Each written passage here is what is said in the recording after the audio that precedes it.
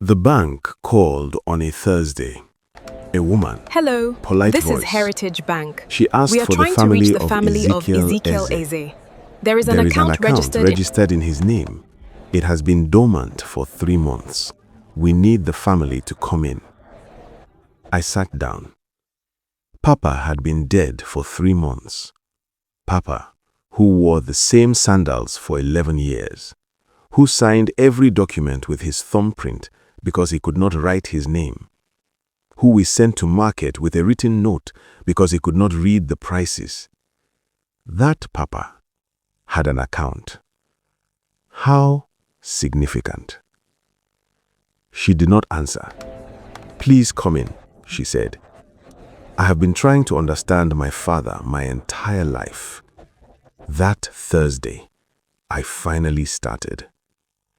This is Tales of Africa Studio. Subscribe for deep stories about the African experience. Papa Eze woke at 5 every morning. The same 3 shirts rotated. Akamu and 1 piece of egeja bread. 40 years at the Onitsha Motor Parts Market. He knew every price of every part from memory. He never wrote anything down. He couldn't.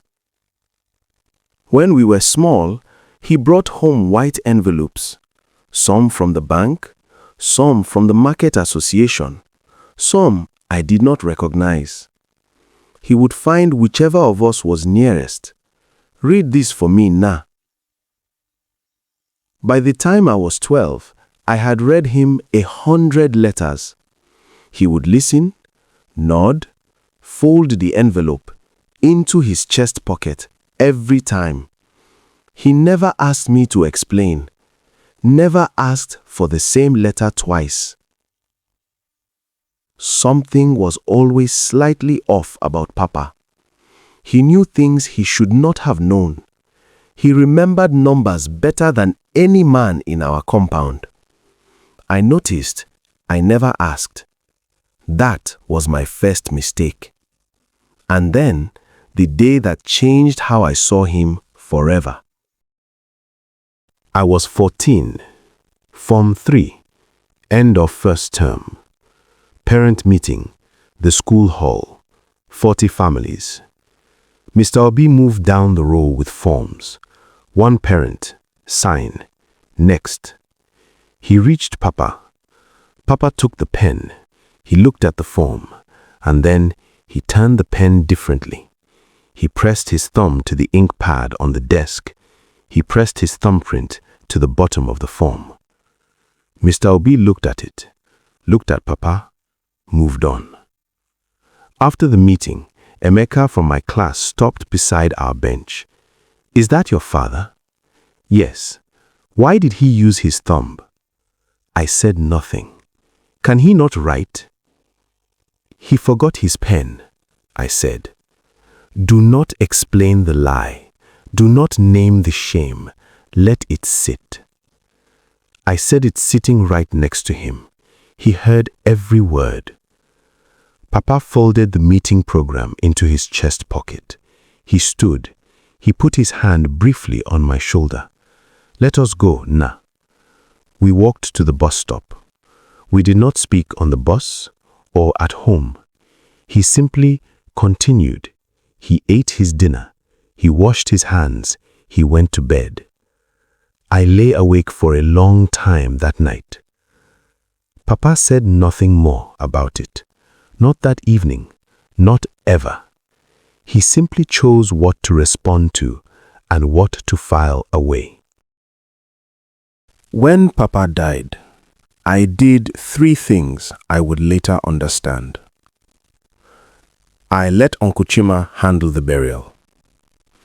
I assumed Papa had nothing of value. Someone had to take charge. I agreed when Chima said sell the market stall quickly, before anyone came asking about debts. We assumed he had debts. We assumed. Nobody checked. And when we cleared his room 3 days after burial, I almost did not look under the mattress. Ada stood at the foot of the bed. Lift it. What would be under there? Lift it anyway. I almost left my father's greatest secret under a mattress because I had already decided what he was. Instead, I lifted it. A yellow envelope, sealed, folded twice. On the front, in Papa's unsteady pencil, 7 letters. Ezikell. His own name, written by his own hand. I set it down on the bed. I am not going to tell you what was inside yet. First, you need to understand what the bank showed us. That night, before the bank, I could not sleep. I sat in Papa's chair. It smelled of motor oil and something sweet, a blue bar soap I had never found in any market. The yellow envelope on the table in front of me, sealed. I thought about the thumbprint at the parent meeting, the 100 letters, the sandals, 11 years, the same pair. I had been ashamed to walk next to them. I picked up the envelope. I held it. I set it back down. I would open it with my siblings in the morning. That was the right thing. I stayed in his chair until 3 in the morning. I thought about every letter I had ever read to him, every figure, every balance, every name. I had spent my life constructing a portrait of my father out of what I assumed, not one stroke of it accurate. At 3 in the morning, I went back to bed. I did not sleep, but I stayed. Thursday morning, 5 of us at the bank. Me, Ada, Ugo, Mama, Neka. The account manager, a quiet woman with a green file, took us to a side room. She opened the file. This account was opened in 1987. I was 3 years old in 1987. Active continuously since then. Deposits, mostly small, every month, without fail. She turned the statement toward us and said the number. Mama made a sound I had never heard her make. Neka's hand went to her mouth. Ada looked at the ceiling. I looked at the number. I looked at it again. 37 years of small deposits. 37 years of motor parts and the same breakfast, the same sandals, the same 3 shirts. Not one withdrawal. Not for school fees. Not for the roof in 1999.